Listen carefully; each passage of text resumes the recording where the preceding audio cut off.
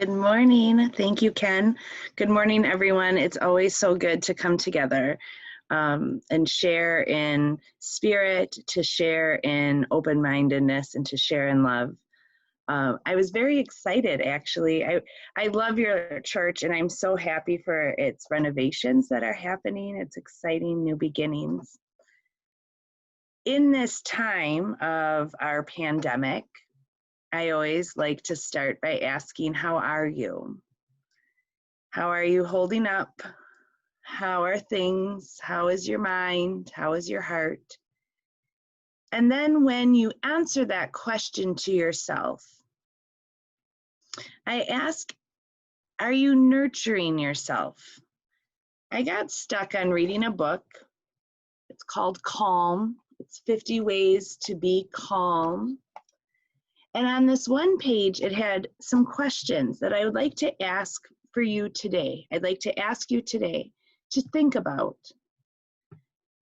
Are there things that I'd rather be doing than what I am doing now? What is preventing me from doing the things I feel are most important? What areas of my life am I neglecting? And finally, are there dreams I have not realized? And if so, what are they? For some reason, these questions jumped out at me when I was reading through this book.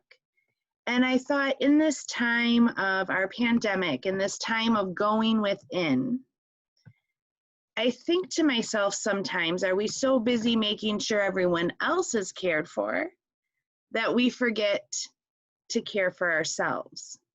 And then how do we care for ourselves? Because one of the biggest things when we're going through a spiritual journey, a spiritual awakening, right? When we develop this understanding of this bigger world that spirit shows us and offers us, we know that through the golden rule, which is the universal law, through the connection of service to others, that helping others help ourselves.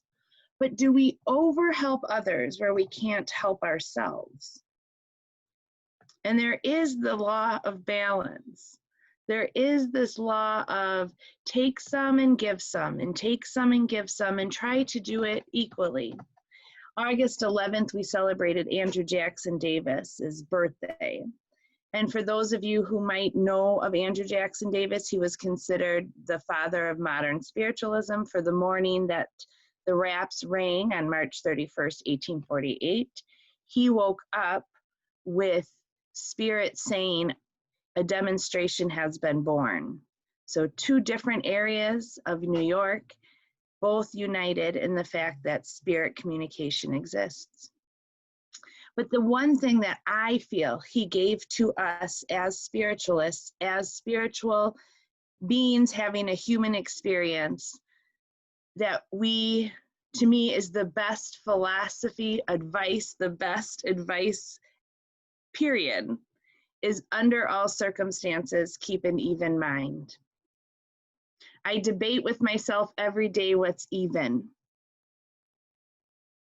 I like it when everybody agrees with me and I'm right, but I don't really necessarily know that that's even. So what can we do to nurture ourselves, to help ourselves, to grow in our understanding? And I feel like we need to look into the tenets of spiritualism for that. And what drew me to this idea of helping and nurturing my ideas was actually principle number 9. Healing is a divine attribute proven through mediumship. How often do you take time to heal? And are we truly ever completely healed? So I look into our prayer that we have just said. Ken brought us through a beautiful healing meditation, which shows us that healing is always there. We just need to tap into it. So I want to look at a little more in depth to our healing prayer. I know we say it all the time, and most of us probably have it done by memory. But I ask you, do you say the healing prayer every day? If not, if you like challenges, so I challenge you to say this prayer every day, twice a day for a week, and see if it makes a difference within your life. But let us now look into the prayer. It says, I ask. You don't demand. You don't beg, but you ask. Neutral. You know, our soul, our spirit knows this healing is there, and we merely have to ask for it, not demand it, not worry for it, not hope for it, because it's there, and all we have to do is ask. So I ask this great unseen healing force. We know that the ultimate healing comes from Source, God, infinite intelligence, whatever word that you use to define that huge collective energy, that ball of unconditional love. So we ask to tap into that love, to remove all obstructions. I ask you to ask yourself what obstruction means. Because sometimes it could literally be a physical obstruction, maybe something wrong, a toothache, a nerve that's inflamed. Could it be a past mental obstruction? Could it be a memory that continues to play within your mind? Well, let us ask this great unseen healing force to remove all obstructions, whatever they may be, from your mind and from our body. Because while we're here on this journey, we love our body, right? We need our body to continue on this journey. So we ask that all obstructions be removed. And we ask this in sincerity. We don't ask this to receive or get something to maybe help us along, or we don't ask this like, well, if you do it today, I'll be really good for the next 3 days. But we ask in sincerity, that humbleness, that we just know it's there. And we ask in all sincerity and honesty and truth, and the truth within our heart. You see, spiritualism always says, seek the truth. Always. Nothing is written in stone. So seek that truth. So we ask this in all sincerity and honesty. And here's the biggest part, right? And it says, and I will do my part. That's the personal responsibility. That's the part in which spiritualism brings to you on a big old platter. Here it is. And so it is. You want it, you can have it. You have to do it. So we ask, and we say, I will, not I maybe will do my part. Possibly on Sundays, I will do my part. I will do my part when I have time. It says, I will do my part. So that means that every motion that we do, every thought we experience, every action, every word, every deed is part of our part. So let's do our part.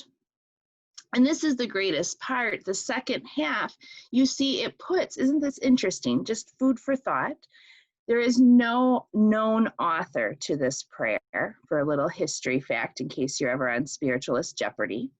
There is no author for this prayer. We're not really sure how or when it was written, but do you notice how it puts you first and everyone else second in the second part of the prayer? So it's technically getting everything and everyone included, but it's taking care of you first, everyone else second. And it's in our minds, we tend to switch that around, right? But notice how the prayer says that we ask, again, we ask, we don't demand, we don't hope, we don't beg, we just ask that this great unseen healing force helps those present and those absent. Which also, if you think about present and absent, it doesn't mean just here on the earth plane. It means that we're also sending healing to those in the spirit world. You know, sometimes we so think, you know, we get wrapped up in this human experience. So we so think of just those here. But really, this prayer extends and casts the net of all, not just one or just here, right? It extends that cap of everyone who are in need of help. And the thing with help is we have to remember what we think might be help for one might just be our interpretation of help. So when you see, and it says who are in need of help, it's just not giving the solution, but just casting the healing to the help. You know, I don't know about you, but I just love to give advice. Do I heed it? Probably not. But you know, this healing prayer reminds us that we just send out the thought of healing, not the thought of the solution for the cause of the discomfort. No, it just says send healing for those who need help. We don't need to know their problem. We just send them healing and restore them to perfect health. You know, interesting, I always hear that says restore me to perfect health. What is perfect is the other question. But spiritualism teaches us that we already are in our divine right. Just who we are is perfect at this time. We know that we're constantly moving, we're constantly changing, we're constantly learning and growing, cultivating this self-awareness. But we're perfect in this moment, just as we are. We have to remember that, because sometimes we get so detached from that great source that we feel that we have all these flaws. But spiritualism teaches us that we are part of that great source. That great source is perfect. So it's almost maybe instead of restore us, it is to remind us that we are already in perfect health, just as we are.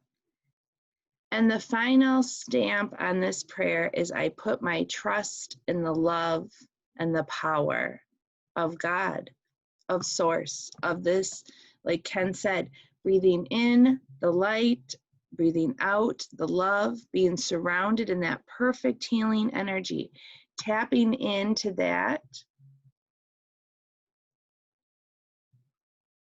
And we put all of our trust and all of our love to that power. You know, and it's interesting, we don't trust ourselves sometimes. I know. I mean, I'm sure we all have doubts here and there, you know, and I'm sure we trust our friends and our family, but we've been hurt. Trust is something that is, you know, sometimes hard for some of us. But we need to trust and put our trust in that love and that power that we tap into. And then we work on our healing. It just flows. It just comes and it heals what needs to be healed at that moment, at that time. And it's a continual tapping in.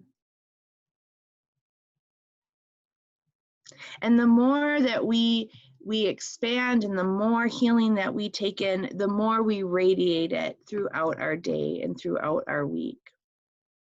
You know, it's interesting they talk about that, and I'm sure some of you here, if not most of you here, I probably would guarantee that probably most of you here tap into that. People are just drawn to you. Everybody might have a problem, but they come to seek and talk to you. They're drawn to you. They want to surround you, right? Because you radiate that healing. You radiate that love. So the more you tap into it, the more you can give it. You see, the more you take care of yourself, the more you're able to give. So throughout this next week, if you're looking at really trying to expand and nurture your growth, start by tapping into this healing energy that is just available anytime we need it. Watch your healing tank. That's what I call it, like a gas tank. Watch your healing tank. And if you need to say that prayer 5 times a day, you say that prayer 5 times a day. But say it at least every day. Remember that you ultimately come first so you can fill up and help others. So go about this week tuned in, tapped in to this healing energy. And let us focus this week on principle number 9, that divine source, that healing, divine attribute. We are all mediums. No one is better or unequal to. We are all equally medium. Spirit reminds it to us every day that we are all part of this great source. We are all needed. And let us practice our healing mediumship as we go through our week. Thank you for letting me take this time to talk and speak to my friends. And may your healing be swift, be fast, and be full. Thank you.